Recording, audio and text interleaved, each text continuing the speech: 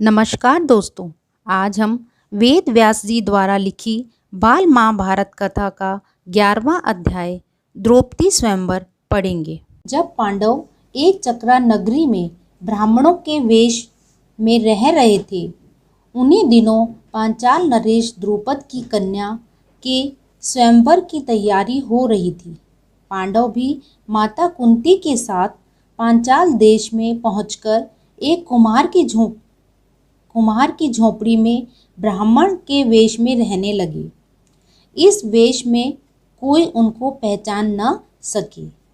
राजा द्रुपद ने घोषणा की थी कि जो राजकुमार पानी में प्रतिबिंब देखकर उस भारी धनुष से तीर चलाकर ऊपर टंगे हुए निशाने को गिरा देगा, यानी कि मछली को गिरा देगा, उसी को द्रौपदी वरमाला पहनाएगी। स्वयंवर मंडप में दूर दूर से अनेक वीर आए थे। धृतराष्ट्र के सभी पुत्र, कर्ण, श्री कृष्ण, शिशुपाल, जरासंध, शल्य जैसे प्रसिद्ध वीर उपस्थित थे। पांचों पांडव भी ब्राह्मणों के मध्य जाकर बैठ गए। स्वयंवर मंडप में अपने भाई धृष्टद्युम्न के साथ द्रौपदी ने प्रवेश किया। के बाद एक एक करके राजकुमार उठते और धनुष पर डोरी चढ़ाते, हारते और अपमानित होकर लौट जाते।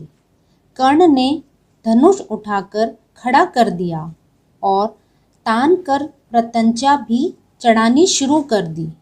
डोरी के चढ़ाने में अभी थोड़ी सी कसर रह गई थी कि इतने में धनुष का डंडा उसके हाथ से छूट गया तथा उछलकर उसके मुंह पर लगा। अपनी चोट सहलाते हुए कर्ण अपनी जगह पर जा बैठा।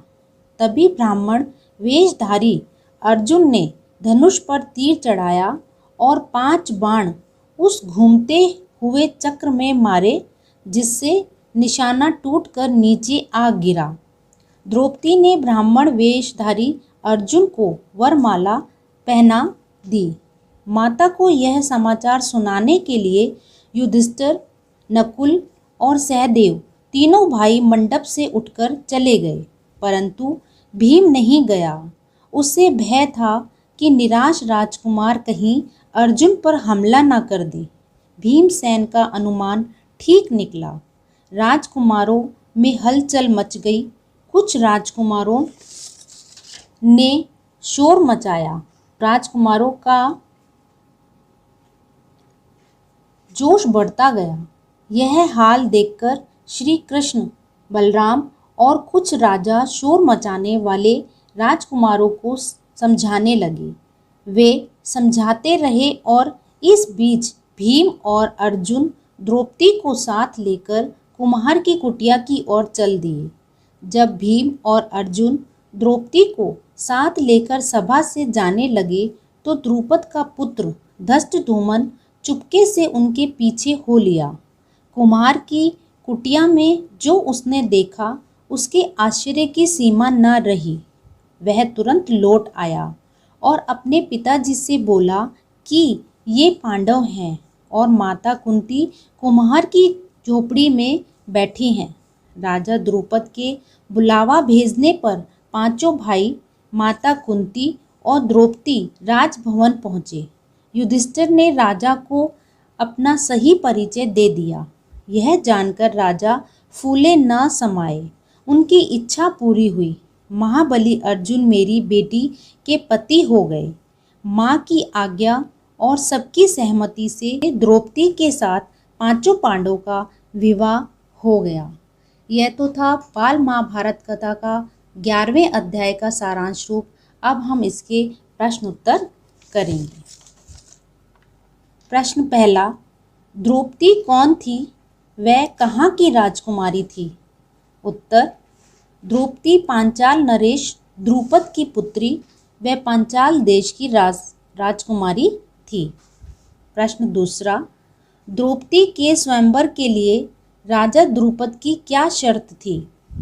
उत्तर, जो राजकुमार पानी में प्रतिबिंब देखकर उस भारी धनुष से तीर चलाकर उस पर टंगे हुए निशाने को गिरा देगा, यानी कि मछली को गिरा देगा, उसी को द्रौपदी वरमाला पहनाएगी।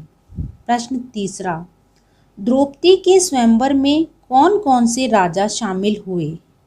उत्तर, द्रौपदी के स्वयंवर के लिए दूर दूर से अनेक वीर आए थे, जिनमें धृतराष्ट्र के 100 पुत्र, अंग नरेश कर्ण, श्री कृष्ण, शिशुपाल, जरासंध आदि भी शामिल हुए।